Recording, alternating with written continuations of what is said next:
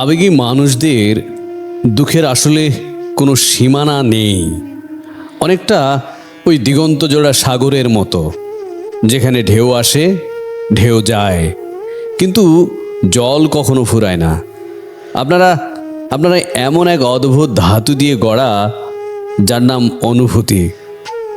এই যান্ত্রিক শহরের ভিড়ে যখন সবাই লাভ ক্ষতির হিসেব কষে, তখন আপনারা হিসেব কষেন সম্পর্কের, মায়ার আর বিশ্বাসের। ঠিক এখানেই আপনাদের মহত্ব। পৃথিবী যখন গভীর ঘুমের চাদর গায়ে জড়ায়, তখন আপনাদের যুদ্ধ শুরু হয়। বালিশের নিচে লুকোনো দীর্ঘশ্বাস, পুরনো চ্যাটের স্ক্রিনশট কিংবা স্মৃতির ধুলোমাখা অ্যালবাম, এটাই আপনাদের রোজকার সঙ্গী। আপনারা খুব ছোট ছোট কারণে কষ্ট পান। কারো গলার স্বর একটু উঁচুতে উঠলে আপনাদের বুক কাঁপে। প্রিয় মানুষটি একটু অবহেলা করলে আপনাদের মনে হয় পৃথিবীটা বুঝি শূন্য হয়ে গেল।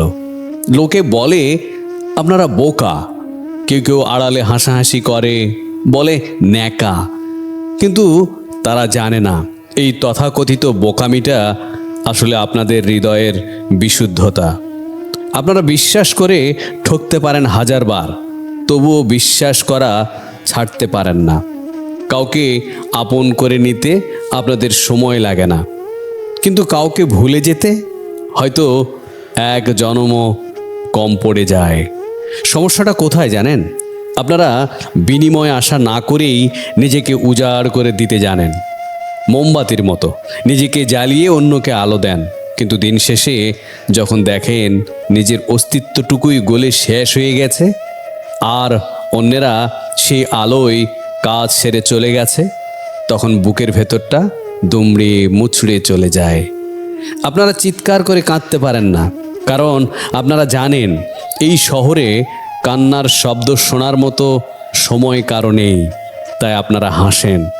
সেই হাসির আড়ালে কত শত খণ্ড খণ্ড অভিমান লুকিয়ে থাকে, তা কেবল আয়নার ওই পাশের মানুষটাই জানে। কিন্তু শুনুন, হে আবেগী মানুষ, আজ আপনাকে একটা সত্যি কথা বলি, নিজেকে কখনো দুর্বল ভাববেন না।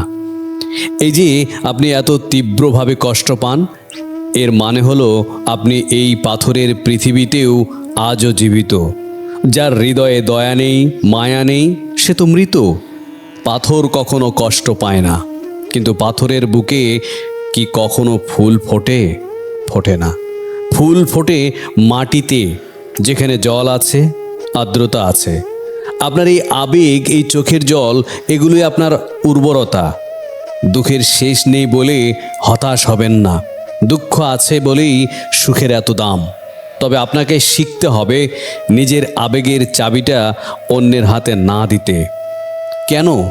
কেন আপনার ভালো থাকা বা খারাপ থাকা নির্ভর করবে অন্য কারো ব্যবহারের উপর? আপনি ভালোবাসবেন, কিন্তু নিজেকে হারিয়ে নয়। আপনি বিশ্বাস করবেন, কিন্তু অন্ধ হয়ে নয়।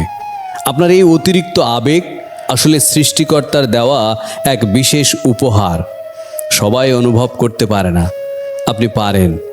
আপনি বৃষ্টির শব্দে কান্না শুনতে পান, আপনি অন্যের কথায় ব্যথিত হতে পারেন।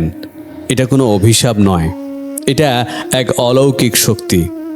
এই শক্তিকে নিজের দুর্বলতা বানাবেন না, একে নিজের অনুপ্রেরণা বানান। চোখের জল মুছে ফেলুন, আয়নার সামনে দাঁড়িয়ে নিজের দিকে তাকান।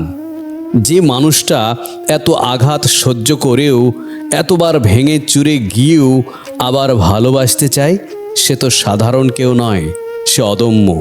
তাই নিজের যত্ন নিন। নিজের ওই নরম মনটাকে শক্ত ইটের দেওয়াল দিয়ে ঘিরে ফেলবেন কখনোই না, এটা কখনোই করবেন না। বরং তার চারপাশে একটা আত্মসম্মানের বেড়া দিন, যেন কেউ চাইলেই সেখানে ঢুকে তছনছ করতে না পারে। মনে রাখবেন, আবেগী মানুষদের দুঃখের শেষ থাকে না ঠিকই, কিন্তু তাদের মতো করে ভালোবাসার ক্ষমতাও এই পৃথিবীতে আর কারো থাকে না। আপনি অনন্য, আপনি সুন্দর। আপনার এই আবেগই আপনাকে মানুষ হিসেবে বাঁচিয়ে রেখেছে।